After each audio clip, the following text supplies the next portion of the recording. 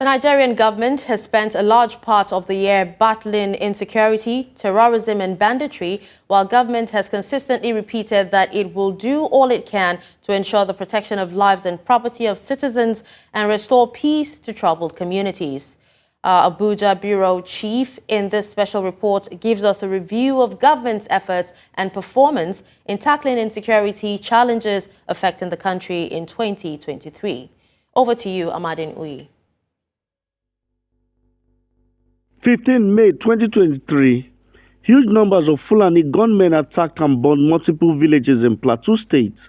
Over 22 communities were attacked, with over 130 people reportedly killed.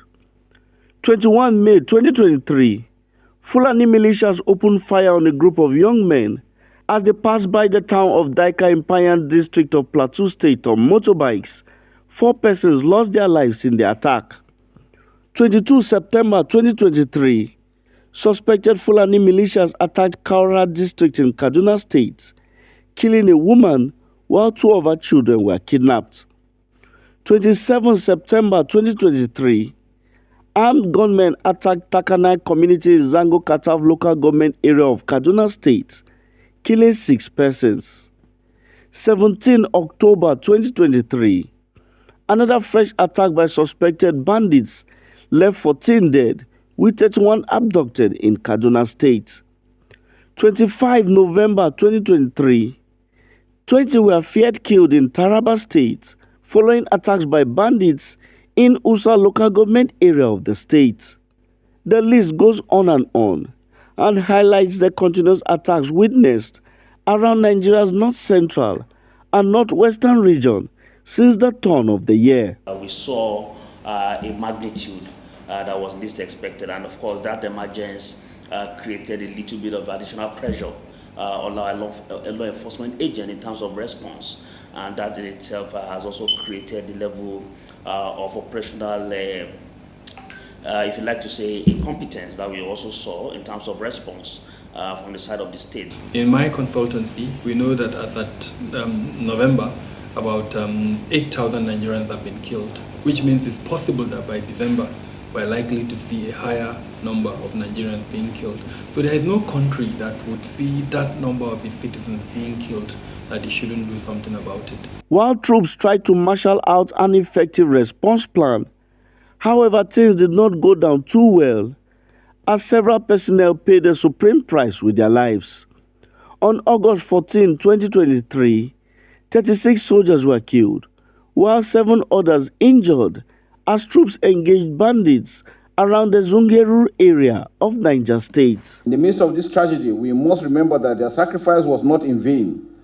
These brave men and women laid down their lives so that we may live in peace and security.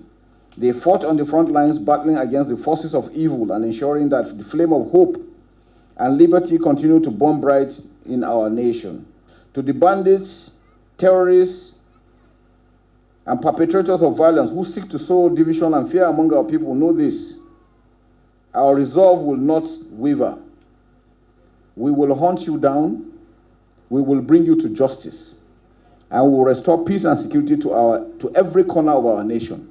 There were others who thought it was time for an appraisal on the war against banditry and criminality. The killing of the military personnel is something we should be worried about. But before that happened, even there were enough indicators to have given us worry and to have made us act.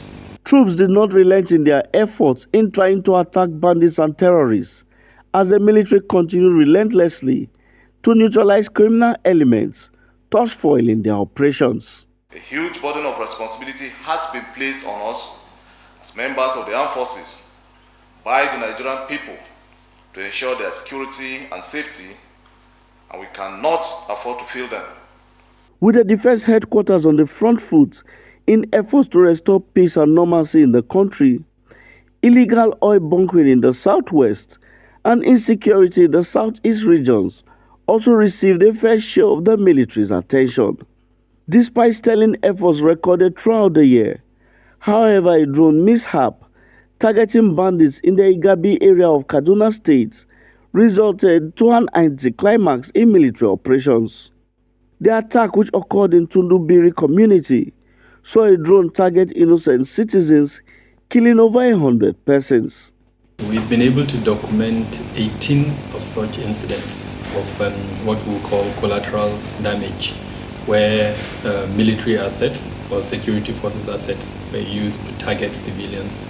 And so when the Tudunbiri incident happened, the first reaction for me was, oh no, not again. The military, however, expressed regret, saying the attack was unintentional, dismissing reports despite widespread criticism. Drone observe the movement of people suspected to be bandits, and having trailed them for some time, the decision was taken to conduct a strike based on the observation of some tactics usually employed by bandits. Unfortunately, the reports we got thereafter revealed that it was innocent civilians that the drone conducted a strike on. It will never be a deliberate thing for a military man to stand up and aim at a group of people and kill them. Never, it will never happen. It has never happened, we'll never do that. On several occasions, we have called off strike because we saw them embedded within with children. Now, a few days before that day, there were a lot of movements. You know, a few days before that day, some soldiers were killed within the general area. And we were tracking a lot of the terrorists that were moving on motorbikes, most of them 3 or 4 on top. And a lot of them crossed that area for that period. And there had been some level of interaction within those areas. And then it was the following they were doing. This incident, I'm sure you are aware, happened around 10 p.m. at night. It was not a daytime operation, it was night. These drones were actually following up this movement. And unfortunately, I think there was a mix-up on the movement. Despite successes and setbacks achieved in 2023, experts believe there is still more room for improvement. They think through a proper, effectively marshaled out plan, the military can record more gains in 2024. Within the 5 months that this president, President Bola Ahmed Tinubu, became president, more than 5,000 Nigerians have been killed. And so there is room for improvement.